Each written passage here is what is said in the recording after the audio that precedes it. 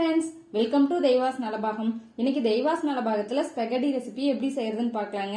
இந்த ஸ்பெகடி செஞ்சு கொடுத்தீங்கன்னா வீட்டில் இனிமேல் நூடுல்ஸ் வேணா ஸ்பெகடியே செஞ்சு கொடுங்க அப்படின்னு சொல்லி கேட்பாங்க. அந்த அளவுக்கு சூப்பரா இருக்குங்க. வாங்க எப்படி செய்யறதுன்னு பார்க்கலாம்.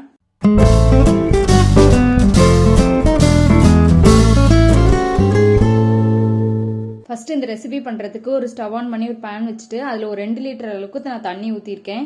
ஃபர்ஸ்ட் இந்த ஸ்பெகடி நம்ம வேக வச்சுக்கலாம். தண்ணி இந்த மாதிரி கொதிக்கிற ஸ்டேஜ் ஆகும்போது இதில் நான் ஒரு 1/2 டீஸ்பூன் அளவுக்கு உப்பு சேர்த்துக்கிறேன். சேர்த்துட்டு இது கூடவே ஒரு 1 டீஸ்பூன் அளவுக்கு ஆயில் சேர்த்துக்கோங்க. சேர்த்துட்டு இதை நல்லா கலந்து விட்டுருங்க. தண்ணி நல்லா கொதிக்க ஆரம்பிக்கட்டும். அதுக்கப்புறம் நம்ம ஸ்பெகடி சேர்த்துக்கலாம்.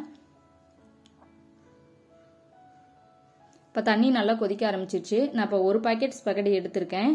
நீங்கள் எந்த பிராண்ட் வேணாலும் எடுத்துக்கலாம். இப்போ இது உள்ளே நம்ம சேர்த்துடலாம். இது உள்ளே சேர்த்துக்கும் போது உடச்சிட்டு சேர்த்துக்காதீங்க. ஃபஸ்ட்டு வெளியில் தான் இருக்கிற மாதிரி இருக்கும். அப்படி கொஞ்சம் நேரத்துலேயே லைட்டை கொதிக்க ஆரம்பிச்சதுக்கப்புறம் லைட்டை டேப் பண்ணி விட்டிங்கன்னா உள்ளே போயிடும். அப்படியே உடச்சி சேர்த்துக்காதீங்க. அப்படியே முழுசாகவே சேர்த்துக்கோங்க. சேர்த்துட்டு லைட்டை கலந்து விடுங்க. இப்போ எல்லாமே சேர்த்துட்டு இது நல்லா குக்காகி வரட்டும். இல்லை 10 நிமிஷம் வேக வைக்க சொல்லியிருக்கு. நீங்கள் எடுத்துருக்கிற பிராண்டில் எத்தனை நிமிஷம் வேக வைக்கிறதுன்னு பார்த்துட்டு அதுக்கு தகுந்த மாதிரி நீங்கள் வேக வச்சுக்கோங்க. இந்த ஒரு 10 நிமிஷம் நல்லா வேகட்டும். வெந்ததுக்கப்புறம் பார்க்கலாம். இடையில இடையில இந்த மாதிரி கொஞ்சம் கலந்து விட்டுட்டே இருங்க.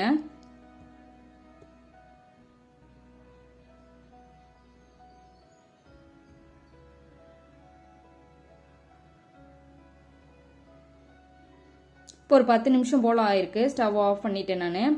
பாருங்கள், இந்த அளவுக்கு சரியாக இருக்கும். ஓவர் குக் பண்ணிடாதீங்க. கரெக்டாக இதில் போட்டிருக்க நிமிஷம் மட்டும் வேக வச்சுக்கோங்க. எடுத்து இழுத்திங்கன்னா கரெக்டாக இருக்கணும். இப்போ தண்ணியெல்லாம் நல்லா வடிச்சிட்டு நான் எடுத்து வச்சுருக்கேன். இப்போ நம்ம ஸ்பெகடிக்கு மசாலாவுக்கு தக்காளி அரைச்சிடலாம். இப்போ நான் ஒரு 5 தக்காளி எடுத்திருக்கேன். ஒரு மீடியம் சைஸ் தக்காளி தான். இது தக்காளி ஸ்பெகடிங்கிறனால கொஞ்சம் அதிகமாக தக்காளி சேர்த்துக்கணும். அப்போ தான் நல்லாயிருக்கும்.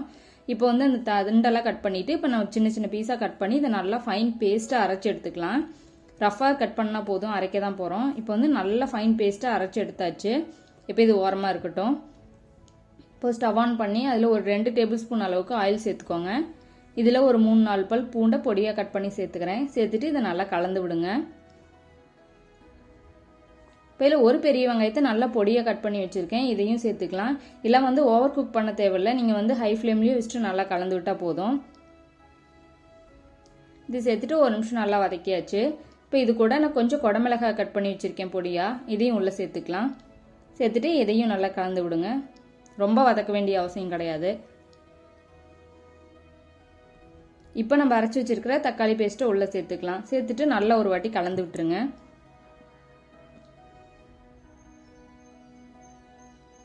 இப்போ இதில் ஒரு 1/2 டீஸ்பூன் உப்பு சேர்த்துக்கோங்க. 1/2 டீஸ்பூன் மிளகாய் தூள், உங்கள் காரத்துக்கு தகுந்த மாதிரி மிளகாய் தூள் சேர்த்துக்கோங்க. இதில் நான் 1/2 டீஸ்பூன் கறி மசால் தூள் சேர்த்துக்கிறேன். நீங்கள் விருப்பப்பட்டால் இல்லை மிக்சடு ஹெர்ப்ஸ், ஓரிகானோ அந்த மாதிரிலாம் சேர்த்துக்கலாம்.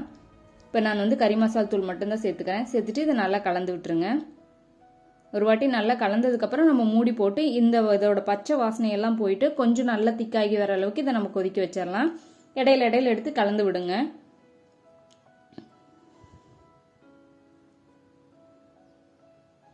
இப்போ ஒரு 3-4 நிமிஷம் ஆயிருக்கு. ஓரளவுக்கு நல்லா திக்காகி வந்திருக்கு.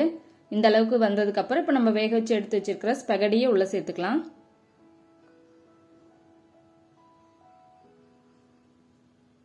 எல்லாத்தையுமே உள்ளே சேர்த்தாச்சு. இப்போ சேர்த்துட்டு இந்த தக்காளி பேஸ்ட்டு இது எல்லாமே மசாலா இந்த ஸ்பெகடி கூட நல்லா கோட்டாகி வர அளவுக்கு இதை நல்லா கலந்து விட்டுருங்க.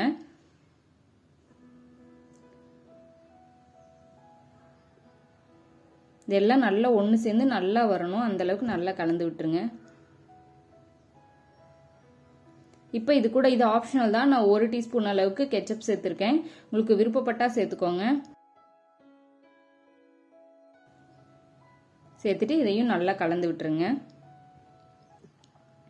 இந்த அளவுக்கு நல்லா எல்லாமே கலந்தாச்சு. இதில் நான் கொஞ்சம் மேலே சீஸ் துருவி சேர்த்துக்கிறேன். இதெல்லாம் கொஞ்சம் சேர்த்துட்டேன், இன்னும் கொஞ்சம் நல்லாயிருக்கும். இதெல்லாம் ஆப்ஷனல் தான், நீங்கள் விருப்பப்பட்டா சேர்த்துக்கலாம். சேர்த்துட்டு இதை நல்லா கலந்து விட்டுருங்க. இதே ஒரு வாட்டி கலந்து விட்டுட்டு இதில் நம்ம கொஞ்சம் மிளகுத்தூள் சேர்த்துக்கலாம்.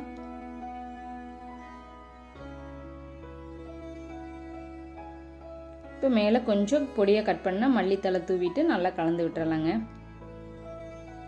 அவ்வளோதாங்க, நம்ம சூப்பரான ஸ்பெகடி ரொம்ப குயிக்காக ரெடி ஆயிடுச்சு. நல்லா சுட சர்வ் பண்ணுங்கள். ரொம்ப சூப்பராக இருக்கும். நீங்களும் இந்த ரெசிபியை வீட்டில் ட்ரை பண்ணி பாருங்கள். உங்களுக்கு பிடிச்சிருந்துச்சுன்னா லைக் பண்ணுங்கள், ஷேர் பண்ணுங்கள். நம்ம தெய்வாஸ் நலபாகம் சேனலுக்கு சப்ஸ்கிரைப் பண்ணுங்கள்.